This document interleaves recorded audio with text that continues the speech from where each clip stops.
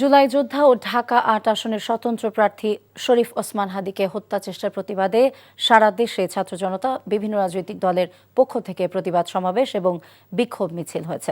সন্ধ্যায় ওসমান হাদিকে হত্যা চেষ্টার প্রতিবাদে চট্টগ্রামের ১৬ শহরে সমাবেশ ও বিক্ষোভ মিছিল করেছে বিভিন্ন ছাত্র সংগঠন।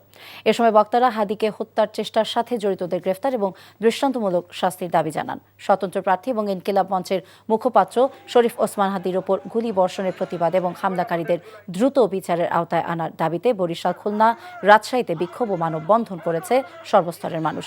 ওসমান হাদির উপর হামলার প্রতিবাদে কুমিল্লা, ব্রাহ্মণবাড়িয়া, নাটোর সহ দেশের বিভিন্ন স্থানে বিক্ষোভ মিছিল হয়েছে। এদিকে পিরোজপুরে আন্তর্জাতিক কিরাত সম্মেলনে যুক্ত হয়ে ডাকসু ভিপি সাদিক কায়েম ওসমান হাদির উপর হামলায় জড়িতদের গ্রেফতারের দাবি জানান।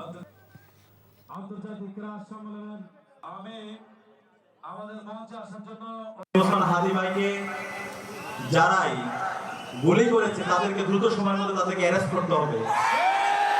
দ্রুত সময়ের মধ্যে এই ঘটনার নেপথ্যে যারা আছে তাদেরকে খুঁজে বের করতে হবে। আমাদের নাগরিকরা যদি এখন পর্যন্ত নিরাপদ না হয়ে উঠতে পারে, আমরা নাগরিকদের জন্য যদি নিরাপত্তা ইনশিওর করতে না পারি, তাহলে অন্তর্বর্তীকালীন সরকারের এটা বিশাল ব্যর্থতা।